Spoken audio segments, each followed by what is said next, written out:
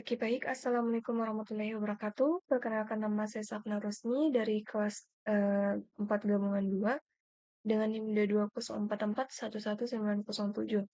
Nah, di sini saya akan menjelaskan tentang penginstalan WordPress. Pertama-tama kita harus menginstal WordPress-nya terlebih dahulu. Nah, di sini saya sudah menginstal WordPress-nya.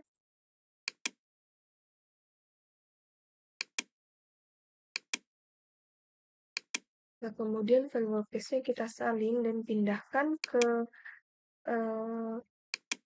file exam yang htdocs, kemudian kita copy.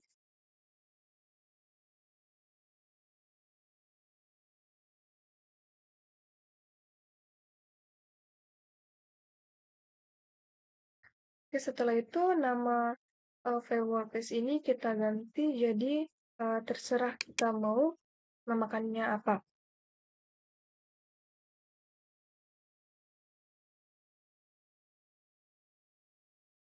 Nah, setelah itu kita buat database-nya.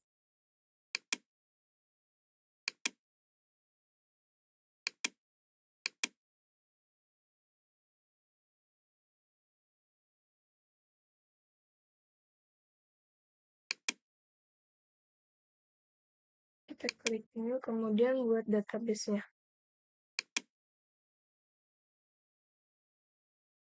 Kemudian kita create. Nah, setelah itu kita masuk ke apa namanya, ke websitenya. Kemudian kita ketik localhost garis miring, kemudian nama dari database kita yang telah kita buat.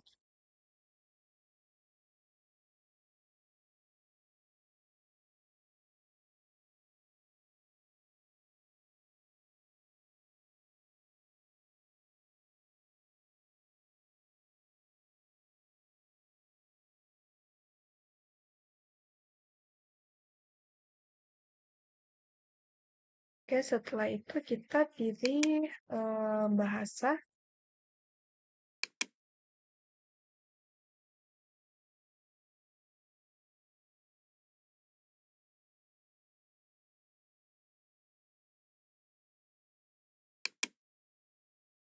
Kemudian kita lanjutkan.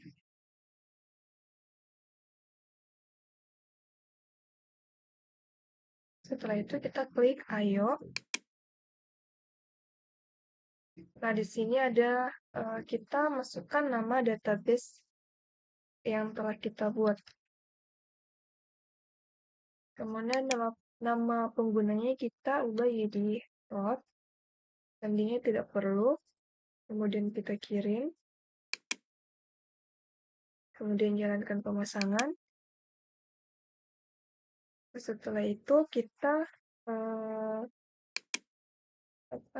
disuruh mengisi judul situs. Terserah kita ingin mengisinya judul situs apa.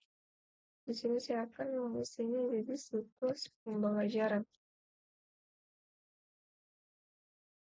Setelah itu nama pengguna.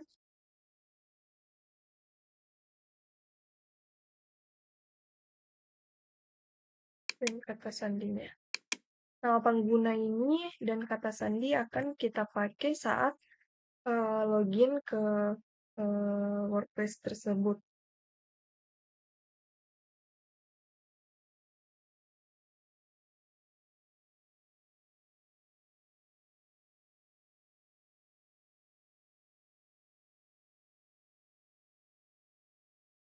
Oke, setelah itu kita setujui.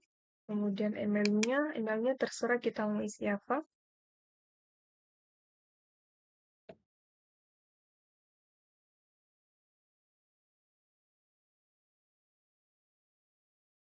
Nama penggunanya dengan sandinya harus kita ingat ya, karena ini nanti kita pakai login untuk masuk ke ke WordPress tersebut. Setelah itu kita install WordPress.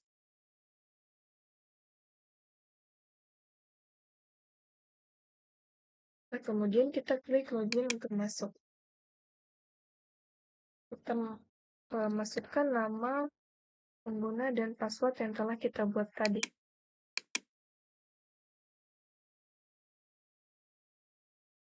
Setelah itu kita login masuk. Nah, di sini kita sudah masuk. Nah, ini adalah fitur-fitur atau menu-menu dari apa namanya WordPress tersebut. Di sini ada post, media, laman, kemudian komentar, tampilan, plugin, pengguna, peralatan, dan pengaturan. Nah, di sini ada postnya. Nah, post ini digunakan untuk membuat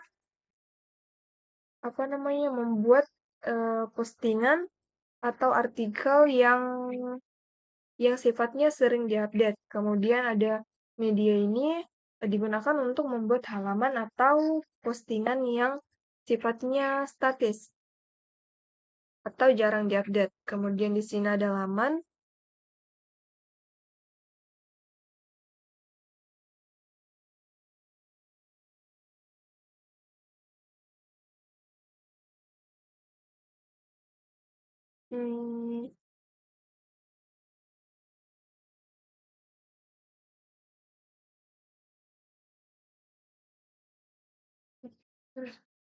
Nah, di sini ada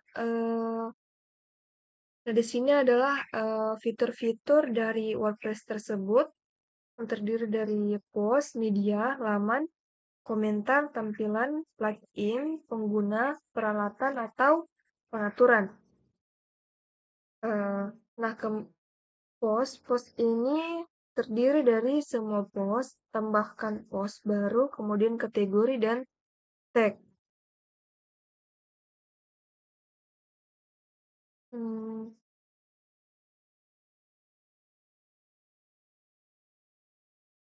Semua all post atau semua post ini digunakan untuk postingan yang sudah diterbitkan.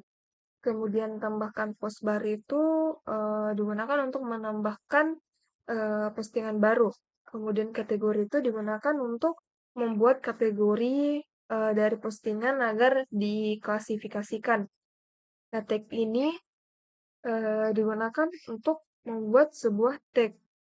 Nah, selanjutnya ada media. Di sini ada pustaka dan tambahkan file media. Nah, ini pustaka ini digunakan untuk menampilkan semua file yang diupload. Kemudian tambah file media baru itu digunakan untuk menambahkan file baru.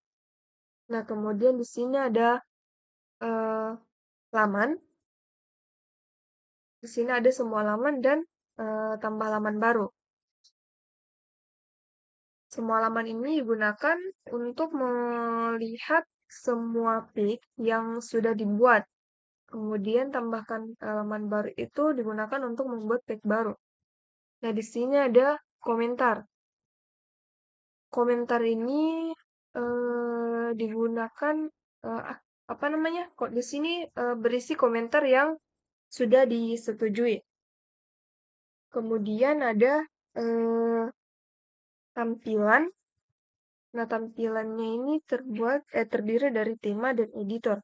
Nah, tema ini digunakan untuk mencari, menginstal, dan menghapus tema atau template. Kemudian editor ini digunakan untuk mengedit. Kemudian ada plugin. Plugin terpasang ini digunakan untuk melihat berbagai macam plugin yang sudah diinstal dan diaktifkan pada website kita. Nah, kemudian tambahkan plugin baru ini digunakan untuk menambahkan plugin baru. Kemudian pengguna ini digunakan untuk melihat semua pengguna berdasarkan tingkatan hak aksesnya. Nah, kemudian tambahkan pengguna baru itu digunakan untuk menambahkan user baru. Kemudian profil itu digunakan untuk melihat dan mengedit profil administrator seperti edit nama, email, warna, dashboard, Kemudian di sini ada setting atau peralatan. Di sini ada perkakas, impor, ekspor, kesehatan situs, ekspor data pribadi, hapus data pribadi, editor berkas tema, editor berkas plugin. Nah, di sini eh, digunakan untuk mengatur URL postingan atau page yang dipublikasikan pada website. Misalkan kita ingin agar URL-nya terdapat judul postingan dan tanggal publish, maka tinggal di setting pada fitur ini.